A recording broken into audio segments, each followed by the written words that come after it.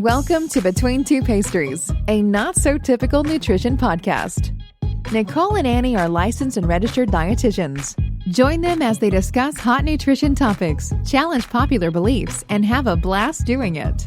Here are your hosts, Nicole and Annie.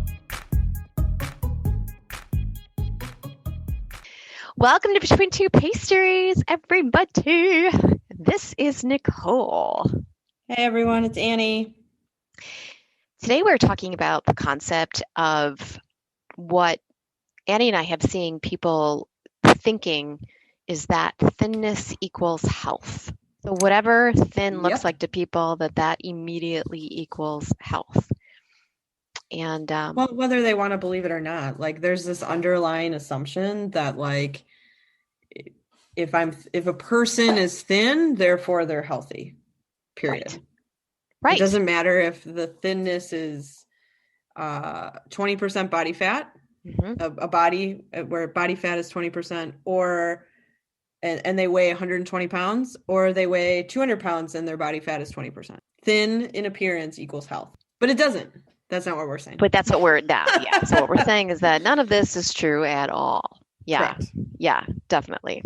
I really hate it because I see it come out in so many different ways. Like I see it in coming out in recipes. Like, I made such and such, and I found it on this, like we've been talking about heart health, this low cholesterol website, or I found it on this plant-based website, and it's so healthy. And you are like, okay, what does that even mean? And you start digging, or this person and you know that their ultimate goal is to drop a pant size, or, right.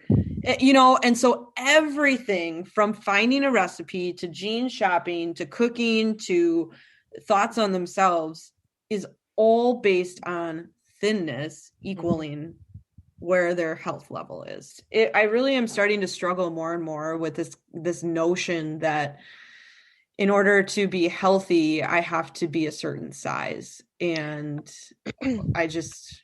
I'm over it. I'm done seeing that from people. It's so mind-blowing how everyone's definition of health is so different, but the one thing that remains the same is the size of the body has to be small. Right. That's the belief. That's the running belief. Right. Yeah, small, toned. Those are probably two interchangeable words at this point. I feel like even toned in a bigger body is not okay. Right. It's slightly okay, but it's getting to the point where even that's not okay. Right.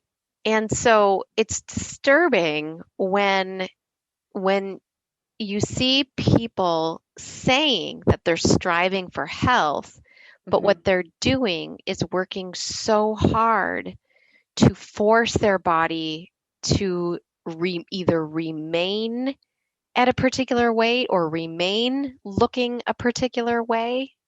You see what I'm saying? Totally. Or manipulating it to make that happen. And then they're not seeing that they're manipulating it, which doesn't equal health at all, right? Correct. Because that's the irony. What's happening, if you're doing anything that's forceful, if you're manipulating anything, you've got all the things involved. Now your head is involved. Right? You can't tell me that your head is healthy because of it, right? Well, I have a friend who, okay, great. You've lost 20 pounds in the last month. Whoa, woohoo. And yet you can't have candy in the house. Right. That's health? Right. That's not health. That's fucked up. That's not health. That's an eating disorder. That's disordered thinking and disordered behavior. Period. Right. It doesn't matter that your body shrunk. Correct. Maybe to the outside world, you're going to get, oh, look at you, you're thinner. That doesn't mean you are healthy. You could have just done more damage to your heart. That's more right. Damage to your brain. More damage to your muscles. Your thyroid. Oh, God. Hormones. Yeah, for sure. But yet you're smaller. Therefore, you have become healthier. Right.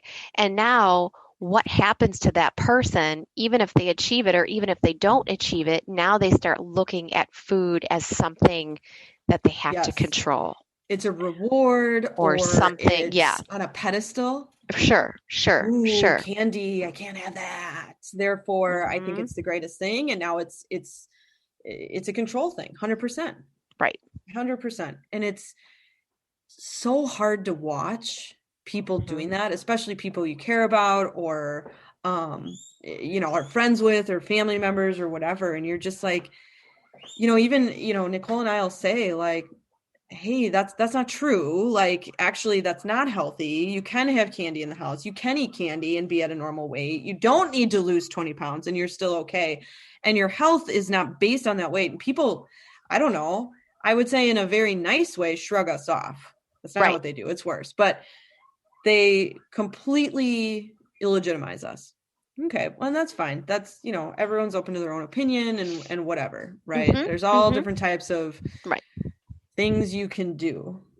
What we're saying, though, is health is not a measure of body size. Correct. At all, ever, ever, ever, ever. Body size or body heaviness. Right. Can weight impact different things depending on the person? Perhaps. However, as an encompassing whole to the entire public, human race, everyone in the world, weight is not an indicator of health. Weight is not why you get cancer. Weight is not why your blood pressure is the way it is, or your heart is the way it is, or your hormones are the way they are, or you can't move, or whatever it is, or you have arthritis, or you have COVID, because that's another one we hear. It's unbelievable how the media, practitioners, society plays up thinness as it relates to health. You get a blood work result, you see a number on the scale, whatever it might be, and all of a sudden we automatically, let's say it's the number on the scale, judge ourselves and say, I'm not healthy. Not the number I wanted to see. And so there's this like automatic reaction to lose weight. We have known scientifically that evidence has proven health is created or someone is quote unquote healthy if they move 3 to 4 days a week, they don't smoke, alcohol is very limited, they eat fruits and vegetables. Someone of a thin BMI, if we're going to talk in terms of doctors, or overweight or obese, have the same prognosis in terms of health, no matter what their size is, as long as they're doing those 4 things. Agreed. That's it. Agreed. That is what the studies show. Agreed. It doesn't matter what their weight is. And it's so hard to continue to keep watching people or listening to people tell me that health is about cauliflower crusts and being thin and size 2s and all of this ridiculous stuff. Well, because then you start running into, which we were going to do a separate pod on it, but we might as well just bring it all together, we start running into then the closet eating. Yes. I have to not eat in front of certain people in my life because they think that it's wrong, because they have issues that they're projecting on me. Because if I'm not doing what they think I should be doing, that means there's something wrong with me. That means I'm unhealthy. Well, when here, this person is probably just looking to find their own balance, looking to figure out what health means to even them, right? And then you're being sort of feeling like you're being controlled by somebody else. I mean, that alone is also going to lead you into, again, what are we talking about here? A form of an eating disorder. Correct. And let's not, we talk about the victims and all of this, but what about the people who are doing it, who are pointing those fingers? Is that you? I mean, I want to call out the people who perhaps listen that maybe have those thoughts and those views and who do that to their friends and family, who tell them like that, regular pizza is not healthy, but whatever, eating sausage crust pizza is healthy or whatever, all of those weird things that you put on people. What you need to know is it sits with them. People take those judgments, those sayings the things you say to them, the facial expressions you give them, the weird eyes, right? When we see people and they look at you funny because you're eating whatever or wearing certain things or size 4 or 5 or 6. They look at you funny and people ruminate on those things. Right. And now they get in their own head and then they put that on other people and this cycle continues and it's it's hard to continue to watch it, and it's so hard to change. I mean, you dropped a closet eating in there. There are people who closet eat that they don't think that's even a problem. Totally normal to eat at 1, 2, 3 a.m. when no one's around. Or let's go back to that point of I can do that and my weight doesn't change, so it's healthy. So therefore it's healthy. Right. I can fast for 23 hours a day. Oh, good my Lord. weight doesn't change. It Good does, Lord. but we're not going to go there. I can eat, no carbs. Well, my weight went down. Mm-hmm. Therefore, I'm healthy. And I can't tell you how many posts I see on social media that someone, just joined the keto movement, dropped a lot of weight, which again, I shouldn't have to repeat why that happens, but Correct. We should all know at this point that muscles hold water. Right. Water goes first, of water. Mm-hmm. then you lose your muscle mass. And you lose muscle. And your brain capacity. Your brain shrinks at some Right. point. But right. I can't tell you how much fanfare these people get for losing 10 or whatever pounds by doing whatever diet. Mm-hmm. And the amount of cheer that comes out of it. Oh, yeah. It's shocking. What the fuck? It is. Mm-hmm. Of someone who was already at a normal weight. Mm-hmm. And then they're toting about how good they feel. Mm-hmm. Is that psychosomatic? Right. Well, it can be. It can also just be whenever we do something different or we start paying attention, like all of a sudden now they're paying attention. They're probably eating differently. Maybe they're incorporating vegetables and they never have before. Do you see what I'm saying? Mm-hmm. I do. And then all of a sudden but if they have success, then it's like they're also riding this wave of, I'm amazing and on top of the world. Right. We got to sit back and understand the behavioral issues with that. That doesn't equal health. Right. That's the behaviors involved do not equal health, nor does making your body shrinking your body. Right. Shrinking the size doesn't make you healthier, doesn't make you better, doesn't make you more worthy, it doesn't make you smarter, it doesn't make you more attractive, it doesn't make you any of those things. Right. Well, and let's face the facts. There are more people in this world who die of a heart attack, who are thin or malnourished, if you will, are thin, than are overweight or obese. Correct. I mean, this is it's a problem. It's a problem. Thinness in our world is only okay if the behaviors warrant that particular body. If you're eating all food groups, you don't have food issues, there's that's health, and it's shown it can be at any size body. When people have reduced themselves to such a state, right? And even if that state has never been natural for them, right? But if you reduce yourself to even beyond what even that was or something, and then you have to work that hard to try and chase that, because that's what you're doing. Right. All you're doing is chasing it. You're really not living it. Your whole world has become wrapped around, how do I maintain this, and the anxiety that simply provokes. Right. And if this changes again, who am I? Mm-hmm. Oh my gosh, I have to face the world now in a changed body. Mm-hmm. Holy crap. Right. So that goes back to my point then again of, if we have to work that hard, don't we realize that isn't actually natural, nor is that healthy, nor is that helping or supporting or accepting your body, wherever your body decides, hey, this is it. Listen up, human. Right. If you want to have a nice, long, wonderful life with not a lot of disease, I like hanging out here, because I function well here. Right. I produce the right hormones here. I do all of the things right here. Yep. Stop effing with me. Yep. Yeah, it's gonna fight. I can literally sit in a room across from someone who I'm educating, whether it be a friend, family member, even a client, any three of those scenarios over dinner, let's say, and tell them everything that we've just discussed, and the next thing out of their mouth geez. is, I found this really great recipe about, no.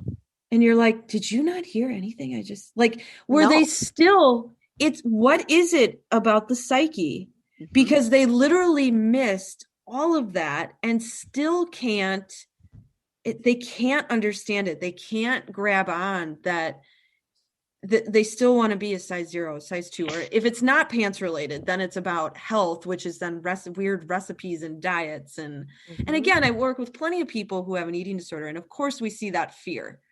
And you see it as projected fear. And if I could show people the face that people give me when I talk to them, an actual eating disorder client about that, it is so evident, the fear coming out of them. Right. But when you're talking to someone, a family member or friend, or just general public about this particular topic, it's like they weren't even listening.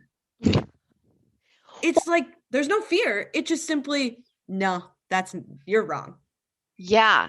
You're wrong. Or they just can't. Yeah, they can't. Cannot understand. There's something that isn't aligning for them in their head because it's not what they're used to hearing. Right. So it's sort of like, but wait, that doesn't make sense to me because it's not what I know. So anyway. Right. How about that cauliflower pizza crust? Oh my gosh. It's so weird. Yeah. Why though is this idea of health that we're spewing, along with body positivity, self-care, health at every size, intuitive eating, why is this news to people? Why is this so hard for the brain to conceptualize? And why? Scary. Well, it is scary, but also, why is it okay to force, manipulate, and push your body around? Right. I don't get that. Why is that okay? Right. But we can't just allow. Unless you're sick. Why are we just not letting ourselves be? Right. Like if we're self-caring, you know what I mean? All the things of self-care, the right amount of sleep, you're hydrated, you're doing things that you love in your life, you know, those pieces in addition to, you know, am I eating enough? Am I eating enough fruits and vegetables? You know, am I getting the protein? Do I get my fiber? Like, well, here's the thing, Nicole. For heaven's sake. You even just said it though. Okay, so I'm your client and you just tell me, oh yeah, for self-care, are you getting enough fruits and vegetables? Are you getting enough fiber? And for a person, they go, oh, I only had an apple today. I have to eat more or else I won't be healthy. It's like they grab onto, you know, just that simple question of, do you get enough fruits and vegetables per day? Well, if I only got 2 servings, that's not enough. I need to go have more or I won't be healthy. That's the thinking. Yeah. And that's the thing too, because it's also not about that. You know, I go some days with no vegetables. Well, that's completely possible. Why would I want a burger and fries and then vegetables? That's weird. Well, I would want that, but okay. But like sometimes it's about being normal. But that's the thing though too though. You can have both ends and still be healthy. Some days I want a salad for dinner. But that's just some days it's a burger. Right, because it's all about what is the balance of the whole week, of the whole month, of the whole what does that all look like? We're not going to have days that are precisely the same or precisely the thing. You know, sometimes I feel like, why are we not grading health by, did you not throw up today? Did you not skip a meal today? You know what I'm saying? I do. Like, you know, did you get your 5 servings of X in? Right. That's so weird. How about just, you know, did you not eat until you wanted to explode? Like, did you honor when your body was saying, hey, we're good here? Right. You know what I mean?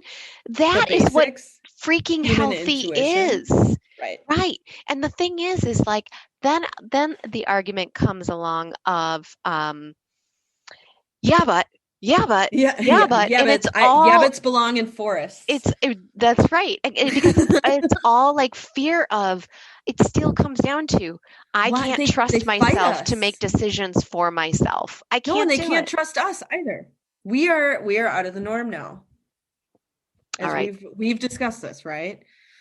Well, that's it. We're ending this pod because we're out of the norm. We're done. Nicole is over this. We're done here. Maybe she'll let me do a part 2. All right, that's it.